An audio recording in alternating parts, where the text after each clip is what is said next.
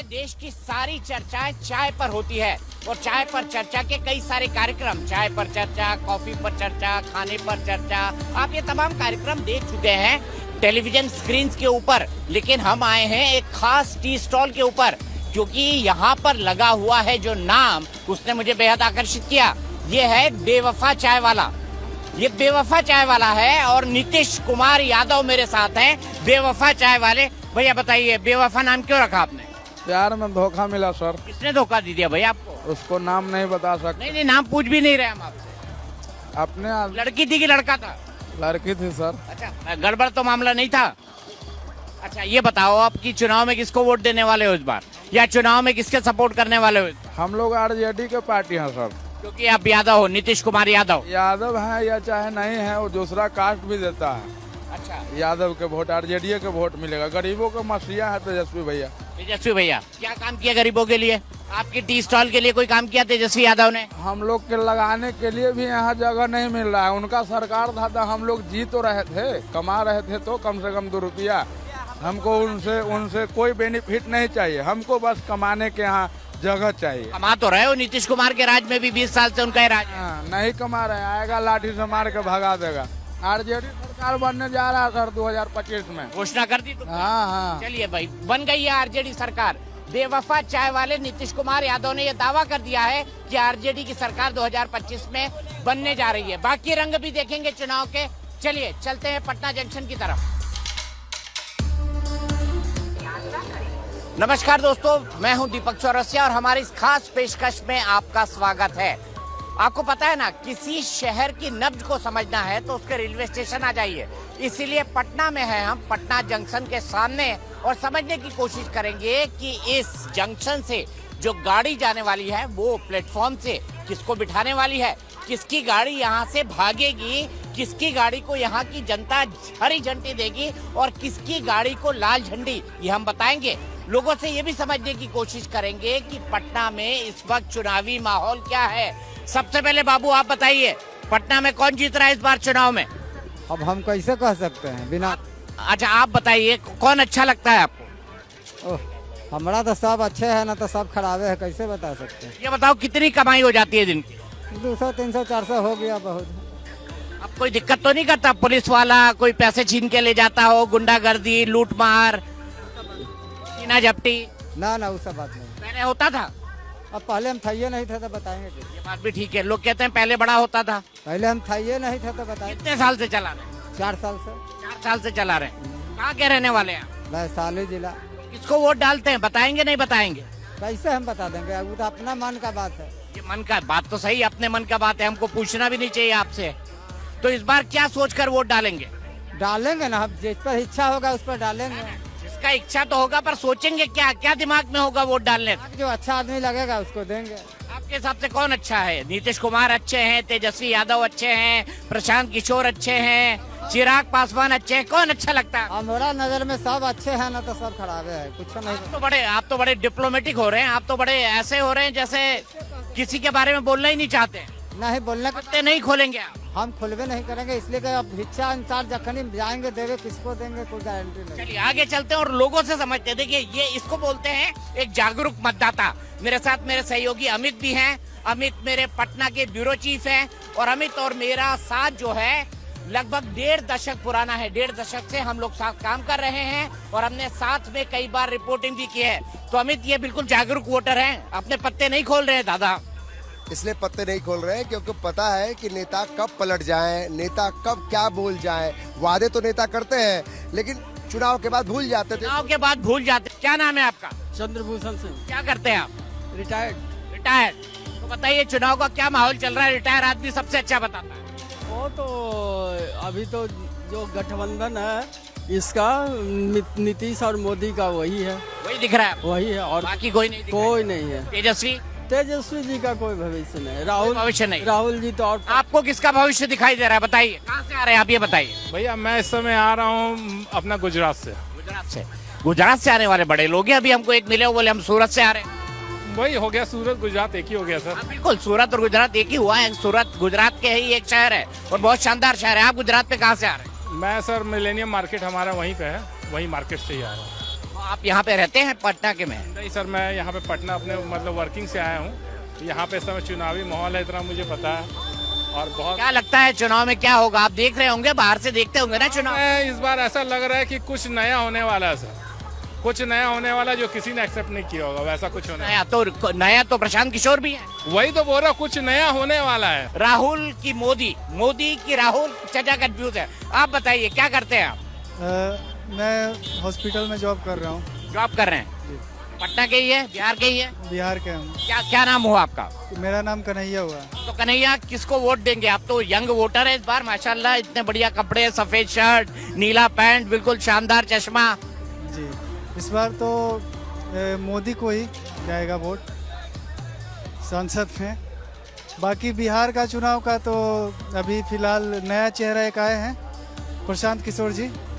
कैसे लग रहे हैं नए चेहरे? उम्मीद है इस बार कुछ नया होगा और मैं उनसे जुड़ा हुआ भी हूँ। कैसे जुड़े आप? जनसुराज से कैसे जुड़े आप बताइए? जनसुराज से जैसे कैंप लगा था तो उसके माध्यम से लोगों से बातचीत हुई, जानकारी हुई, जुड़े हूँ। तेजस्वी के बारे में आप क्या सोचते हैं? चुपचाप ललटेन छाप। बिहार में एक ही है जो तेजस्वी सरकार है और कोई नहीं। तो चुपचाप लालटेन छाप, पर चुपचाप क्यों, जोर से क्यों नहीं? नहीं, ये का नाम है बिहार का, चुपचाप ललटेन छाप। तेजस्वी के आगे कोई नहीं, न था न कोई रहेगा। लोग तो बोलते हैं जंगल राज आ जाए। सुनिए ना, पहले लालटेन था, फिर CFL आया, अब LED से लालू यादव से किसी से पूछ लीजिए, छापरा में किसी से, कहीं भी लालू यादव क्या है नहीं है, आपका दादा परदादा जानते होंगे। ठीक है, आज नया पर 2 दिन के हैं, कोई नहीं बताएगा। ठीक है, लालू यादव के कुछ भी रहने से हमारा क्या फायदा है? हमारा बिहार जो बदलेगा हम उसको देंगे। बिहार तेजस्वी बदल देगा, जो लागू कर रहा है वो लागू कर दे रहा है आगे से। ठीक है, ठीक है। तेजस्वी के सपोर्टर, क्या नाम हो आपका? शुभम कुमार यादव। शुभम कुमार यादव, इसलिए वोट डालेंगे तेजस्वी को? ये जाति पर बात नहीं है, ठीक, ये देख DNA में बसा हुआ है भाई। ठीक है, DNA बात नहीं है। तो क्या बात है? DNA बात नहीं है तो क्या बात नहीं है। तेजस्वी सरकार है, अच्छा है, कभी भी है, किसी से पूछ लीजिए, बुजुर्ग आदमी से, कोई नहीं कहेगा कि मोदी सरकार। 2 रुपए चावल था, 5 रुपए चावल था, 40 रुपए है, 50 रुपए है। गरीब के लिए, जीने के लिए नहीं, मरने के लिए मोदी। हमको मिला पटना रेलवे जंक्शन पर एक सपोर्टर, वो भी मिला जो तेजस्वी यादव का सपोर्टर है, महागठबंधन का सपोर्टर है। पहले समझ लेते हैं, लालू यादव आज भी प्रासंगिक है?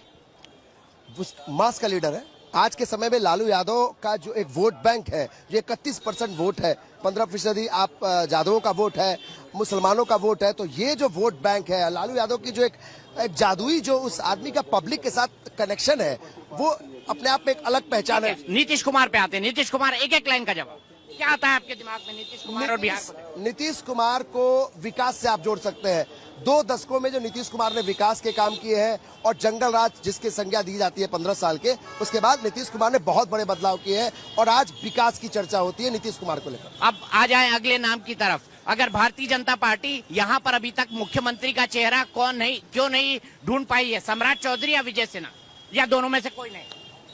मेरे हिसाब से दोनों में से कोई नहीं, इसलिए क्योंकि सुशील कुमार मोदी के बाद एक बड़ा वैक्यूम बीजेपी के लीडरशिप में बिहार में हुई है। तो प्रधानमंत्री नरेंद्र मोदी को एक ऐसा चेहरा भी चुनना होगा जो वाकई जनता से कनेक्ट कर सके। तेजस्वी यादव लालू यादव का एक बड़ा जो एक सेंटिमेंट उनका, लालू यादव का जो एक बड़ा वोट बैंक रहा है, उसका फायदा विरासत के तौर पे, उत्तराधिकारी के तौर पर तेजस्वी यादव को फायदा मिलता है और एक युवा चेहरा है। हमने देखा यहाँ पे कई सारे फैंस थे तेजस्वी यादव के, जो खड़े थे और कह रहे थे मुखर होके कि हाँ, तेजस्वी यादव को जो है वो वोट देना चाहिए या उनको वोट मिलना चाहिए, उनको जीतना चाहिए। अगला नाम मैं आपके सामने ले लेता हूँ, वो अगला नाम है राहुल गांधी या उनकी इंडिपेंडेंट कांग्रेस पार्टी। क्या यहाँ पर SIR के इतने बड़े कैंपेन के बाद घर कर पाई है? राहुल गांधी को बहुत बड़ा फायदा हो सकता है, इसलिए क्योंकि राहुल गांधी ने वो काम किया है जो उनको बैठे बैठाए बहुत बड़ा काम, एक फायदा हो सकता है। क्योंकि तेजस्वी यादव के पास मास में पकड़ है, चूंकि लालू यादव के बेटे हैं, उनके पास बड़ा वोट बैंक है। और SIR का मुद्दा लेकर राहुल गांधी निकले तो है सड़क पे, लेकिन जो 3 दशकों में कांग्रेस के पास जमीन नहीं थी वोट बैंक की, लेकिन कितने लोगों को हरा सकते हैं, इसलिए सबके अंदर एक डर जरूर बना हुआ है कि अगर प्रशांत किशोर किसकी बी टीम है और प्रशांत किशोर किसको फायदा, किसको नुकसान पहुंचाएंगे और किसका वोट काट जाएंगे। 2 से 5 हजार भी काटते हैं तो इतने वोट पे तो असेंबली की सीट जीते और हारी जाती है। 500 वोट पे 100 वोट पे जा सकती है सीट।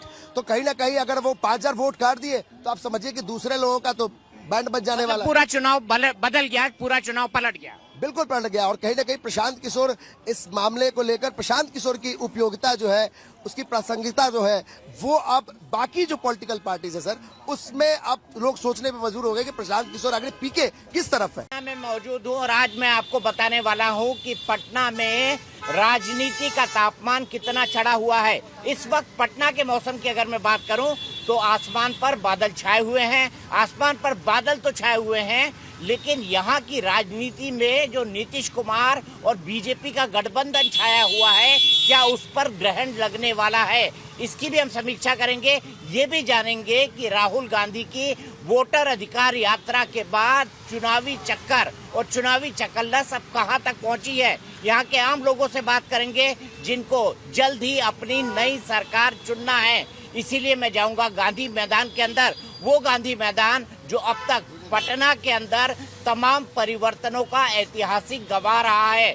1974 के जमाने में यहीं से जयप्रकाश नारायण ने संपूर्ण क्रांति का नारा दिया था। उसके बाद एक बहुत बड़ा सत्ता परिवर्तन केंद्र में हुआ था, इमरजेंसी लगी थी और इंदिरा गांधी की सरकार चली गई थी। उसके बाद पटना का गांधी मैदान हर बड़े राजनीतिक आंदोलन का गवाह रहा है। अटल बिहारी वाजपेयी ने यहीं से लालू यादव को चैलेंज किया था और उनकी सत्ता यहां से चली गई और 20 साल से नीतीश कुमार यहां पर काबिज है।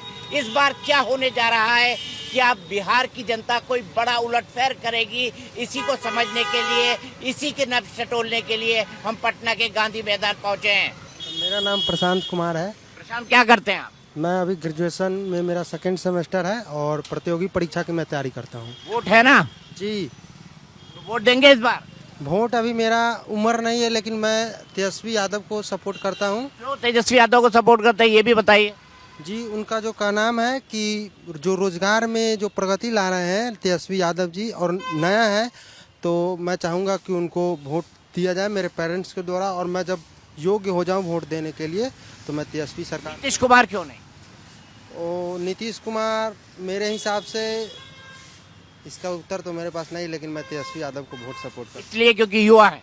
जी, और उनका अंदर जो क्षमता है, युवाओं को बोले कि नौकरी, जो अभी बीपीएससी का जो एग्ज़ाम है और महिलाओं को जो 1,2500 रुपया देने की जो बात कही उन्होंने, मुझे अच्छा लगा। महिला सशक्तिकरण के लिए जो तेजस्वी यादव जी बहुत अच्छे काम कर रहे हैं, तो इसके लिए मैं चाहता हूँ। और जो जो योजना है, मैं उन योजना के बारे में तो नहीं जानता हूँ, लेकिन मैंने जाना है उस योजना के, इससे अच्छा मैं नीतीश कुमार से अच्छा। चलिए, युवा है, देख लीजिए, युवा है और तेजस्वी यादव को सपोर्ट कर रहे हैं। उनको लगता है प्रतियोगी पर। जी, 2 साल से, और जब एसएससी का इस बार जो फॉर्म आया हुआ था, मैं सरकार से कहना चाहता हूँ, जो आप एग्ज़ाम लेते हैं, जो एग्ज़ाम में एडमिट कार्ड मुझे मिलता है सर, यहाँ से अगर यूपी मुझे परीक्षा देने जाती है और वहाँ पे पता चलता है कि मेरा सेंटर ख़त्म हो गया है, मतलब एग्ज़ाम ख़त्म हो गया है, तो बहुत दुख होता है। और जो इस सरकार में, जो योगी जी की सरकार जो है, जो भी सरकार है, मोदी सरकार, मैं उनसे कहना चाहता हूँ कि ऐसे जो आप इस पर कार्रवाई करें, इस आयोग। तो ये कह रहे हैं कि बिहार में और बाकी जगहों पर जो प्रतियोगी परीक्षाओं के अंदर गड़बड़ी होती है, धांधली होती है, पेपर लीक होते हैं, उनको रोका जाए। और यही कारण है कि इनका मन जो है तेजस्वी यादव के प्रति थोड़ा नरम है, क्योंकि उनको लगता है कि शायद अगर वो सत्ता के अंदर आ गए तो वो ये परिवर्तन करके दिखाएंगे। अभी हम गांधी मैदान में घुसे नहीं है, लेकिन आपने देख लिया पटना का तापमान कितना ऊंचा है। तो आइए गांधी मैदान भी चलते हैं, वहाँ की ऐतिहासिक चीजों के बारे में भी आपको बताएंगे और ये भी बताएंगे कि क्या कुछ होने वाला है। तो इस वक्त टोटो में हूं मैं और टोटो में गांधी मैदान के नजदीक जाने की कोशिश कर रहा हूं। गेट नंबर 1 से हम गांधी मैदान के अंदर जाएंगे। मैंने गांधी मैदान के बारे में आपको बताया, ये वही गांधी मैदान है जहां 2013 में जब नरेंद्र मोदी अपने चुनावी कैंपेन का आगाज करने के लिए पटना के अंदर आए थे, तब सीरियल ब्लास्ट हुए थे। ये वही गांधी मैदान है और उसके बाद, उसके तब से लेकर आज तक बिहार के अंदर जो है मोदी मोदी नाम काफी हद तक गूंज रहा है। और तमाम जो चुनाव हैं उसमें प्रधानमंत्री मोदी की पार्टी ने तमाम लोकसभा चुनाव के अंदर सफलता पाई है। विधानसभा चुनाव के अंदर भी नीतीश कुमार तब से लेकर आज तक शासन के अंदर बने हुए हैं। हालांकि नीतीश कुमार से प्रधानमंत्री मोदी की कई बार कट्टी भी हुई और कई बार बट्टी भी हुई, ये सब भी चलता रहा। पिछली बार हमने जब मूड पीस किया था तब से लेकर बिहार में अभी तक क्या क्या बदला। राहुल गांधी की जो कैंपेन थी, यात्रा खत्म हो गई, तेजस्वी अब नई यात्रा कर रहे हैं और ये कहने की कोशिश कर रहे हैं कि देखिए अगर राहुल गांधी के साथ में चल सकता हूँ तो अपनी खुद की यात्रा भी कर सकता हूँ। बिल्कुल। और देखिए तेजस्वी यादव ने जो यात्रा की शुरुआत की आज से फिर से अब निकल रहे हैं, उनको भी लग रहा था कि राहुल गांधी पूरा माहौल एक तरह से चुरा गए। हाँ, लूट ले गए, चुरा नहीं, लूट ले गए। तो तेजस्वी यादव को लगा कि भाई जब मेरी पूरी महफिल मेरी थी, मेरे जो प्रशंसक उनके थे, झंडा लेने वाले उनके थे, तो फिर ये राहुल गांधी कैसे महफिल लूट सकते हैं। तो उन्होंने भी फिर से शुरुआत कर दी है। और ये भी महत्वपूर्ण है कि बिहार में अगर वोट की चर्चा होती है, मास की चर्चा होती है, वोट बैंक की चर्चा होती है, उसमें लालू यादव उनका परिवार ही होता है। तो तेजस्वी यादव एक बार फिर से अपने आप को स्थापित करने के लिए, क्योंकि देखिए आप कोई भी नेता हो महागठबंधन का, ये बात दबे जुबानों में तो मान ही रहा है कि तेजस्वी यादव ही मात्र एक चेहरा है जो मुख्यमंत्री के दावेदार है। और शायद यही कारण से तेजस्वी यादव उसमें तेजस्वी यादव आज जो है बिहार में घूमना शुरू कर दिए हैं। जबकि SIR के मुद्दे को लेकर तेजस्वी राहुल गांधी के साथ में जब घूम रहे थे तो पीछे पीछे चल रहे थे। तो लोगों ने ये भी कहा कि बड़े भाई की भूमिका में तो फिर कांग्रेस आ गई। लेकिन अब तेजस्वी यादव को फिर से जनता के बीच में एक मैसेज देना है। शायद यही कारण है कि एक फिर से नई यात्रा शुरू हो गई कि भाई हम ही बिग बी हैं, हम ही बड़े भाई हैं। कांग्रेस जो है, भले राहुल गांधी को हम आगे लेकर चले थे, लेकिन बिहार में अगर सबसे बड़ी पार्टी है तो आरजेडी है, सबसे बड़ा वोट बैंक किसी के पास है तो आरजेडी है, लालू प्रसाद यादव है, तेजस्वी यादव है। बिल्कुल आपने सही कहा। शायद यही कारण है कि तेजस्वी एक नई यात्रा पर निकले हैं। वो उन जिलों के अंदर जाएंगे जिन जिलों के अंदर राहुल गांधी की वोटर अधिकार यात्रा नहीं गई थी, और वो इसका नाम भी उसी वोटर अधिकार यात्रा से मिलता जुलता दे रहे हैं। वो निकाल रहे हैं बिहार अधिकार यात्रा। और ये जो बिहार अधिकार यात्रा है, ये उन जिलों के अंदर जाएगी जहां पर वोटर अधिकार यात्रा नहीं गई थी। दरअसल तेजस्वी को यहाँ के जो पॉलिटिकल कमेंटेटर्स हैं, यहाँ की जो आम जनता है, उनके बीच में एक बड़ा क्रिटिसिज्म झेलना पड़ा था। और वो क्रिटिसिज्म ये था कि तेजस्वी यादव, लालू परिवार जो एजेंडा सेट करता था बिहार के विधानसभा चुनाव का, बिहार की राजनीति का, वो राहुल गांधी के एजेंडे पर कैसे आगे बढ़ गए। तो मेरे ख्याल से ये भी अपने आप में एक बड़ी बात है, जिसके चलते तेजस्वी यादव को सेकेंड फेज अब बिहार की यात्रा करना पड़ रहा है। और खबर ये भी है कि लालू यादव भी इस बात से सहज नहीं थे, बहुत असहज थे कि तेजस्वी ने तो प्रधानमंत्री के तौर पर राहुल गांधी का नाम ले दिया, लेकिन राहुल गांधी ने मुख्यमंत्री के तौर पर तेजस्वी यादव का नाम नहीं लिया। जबकि महागठबंधन ही सबसे बड़ा दल होगा, महागठबंधन ही अगर सरकार में आती है, आरजेडी और महागठबंधन, तो मुख्यमंत्री आरजेडी का ही होगा, क्योंकि सबसे ज्यादा MLAs आरजेडी के पास होंगे। लेकिन राहुल गांधी ने इस पर खामोशी क्यों अख्तियार कर रखी है, ये भी अपने आप में बड़ा सवाल है। तो आइए यही मुद्दे समझते हैं, यही मुद्दे जानते हैं बाकी जनता से कि दशहरा आने वाला है, रामलीला की तैयारी चल रही है। ऐसे ही दो लोग हमारे साथ हैं, लेकिन दोनों में एक बहुत बड़ी बात है। इनमें ये जनाब हैं भारतीय जनता पार्टी के समर्थक और ये हैं कट्टर कांग्रेसी। तो दोनों से बात करेंगे, समझने की कोशिश करेंगे कि क्या कहता है बिहार का चुनावी तापमान। तेजस्वी को मुख्यमंत्री का चेहरा क्यों नहीं मान रहे आप लोग? देखिए, ये संख्या बल पे डिपेंड करता है। तो संख्या बल तो उनका ही ज्यादा आएगा न, अब आने के बाद न तय होगा कि कौन कितना किसको क्या करेगा। कांग्रेस ने बहुत कुछ खोया है, अब खोना नहीं चाहता है। कांग्रेस अब कुछ पाने के लिए काम कर रहा है। कांग्रेस कुछ पाने के लिए काम कर रहा है। पाएगा कांग्रेस इस बार? देखिए, मैंने लोकसभा चुनाव के समय में भी कहा था कि विपक्ष की सारी कवायद, नेता प्रतिपक्ष कौन होगा उसके लिए, प्रधानमंत्री के लिए जो है वो पार्टी और गठबंधन और नाम तय था। उसी प्रकार से इस बार भी जो है बिहार में भी विपक्ष का नेता कौन होगा, वो तेजस्वी होंगे या कांग्रेस का कोई होगा या फिर और किसी दल का कोई व्यक्ति होगा, उसकी लड़ाई है। ये तय है कि इस बार राष्ट्रीय जनतांत्रिक गठबंधन जो है एनडीए का जो मुख्यमंत्री था, मुख्यमंत्री रहेगा और इसमें किसी भी प्रकार का कोई भी जो है वो बदलाव नहीं होने जा रहा। आपको क्या लगता है, कुछ ग्राउंड गेन किया है आपने? जीतने की कोई संभावना है इस बार महागठबंधन की? पिछली बार तो बहुत थोड़े से अंतर से हार गए थे। देखिए, जो अंतर पैदा किया गया था, मैं उस पर हम आरोप नहीं लगा रहा हूं, लेकिन कभी चुनाव का रिजल्ट एक दिन में आता है, 3 दिन में नहीं आता है, इसलिए कुछ गड़बड़ियां हुई थी। इस बार तो हम देखें, सरकार उनकी है, फिर भी हम तो आप लोगों से गुजारिश करेंगे कि कम से कम ट्रांसपेरेंसी, पारदर्शिता रखी जाए तो सरकार हम निश्चित आ सकते हैं। सरकार में आने वाले हैं, बोल रहे हैं ट्रांसपेरेंसी, पारदर्शिता, कह रहे हैं कि वोट चोर गद्दी छोड़। 20 दिनों की राहुल गांधी और तेजस्वी यादव की जो वोटर अधिकार यात्रा का हम लोगों ने हश्र देख लिया, कितनी संख्या कहाँ जुटी। अंत में उनको गाली गलौज और विवाद का सहारा लेना पड़ा थोड़ी चर्चा बटोरने के लिए, नहीं तो बिहार की जनता उस वोटर अधिकार यात्रा को नोटिस में ही नहीं ले रही थी। और यही जो है विपक्ष की जो है ये दुविधा है कि उनको कोई नोटिस में नहीं ले रहा है। हर कोई एनडीए को देख रहा है, ये डबल इंजन की सरकार जो केंद्र और राज्य दोनों में लगातार विकास का कार्य करके बिहार को आज आप देख रहे हैं, गंगा नदी पर इतने पुल हैं, मेरिन ड्राइव है, बिहार की सड़कें देख रहे हैं, यहाँ का जो है वातावरण देख रहे हैं, और लगातार आप देख रहे हैं कि पूरे परिवार के साथ, ये जो पहले लोग अकेला निकलना पसंद नहीं करते थे, आज पूरे परिवार के साथ भी रात के 12 बजे जो है वो बिहार की सड़कों पर और पटना के जिसको कहते हैं सड़कों पर आप पूरे परिवार के साथ विचरण कर। परिवर्तन तो हुआ है बिहार में, ये तो मैं भी मानूंगा, क्योंकि मैं भी 1995 से बिहार आ रहा हूँ। देखिए, अतीत की बातें अगर छोड़िए तो आने वाली पीढ़ी, आने वाले नौजवान विकास का सब लोग चाहते हैं कि विकास हो। अब विकास जो भी सरकार आएगी वो विकास इससे ज़्यादा ही करेगी,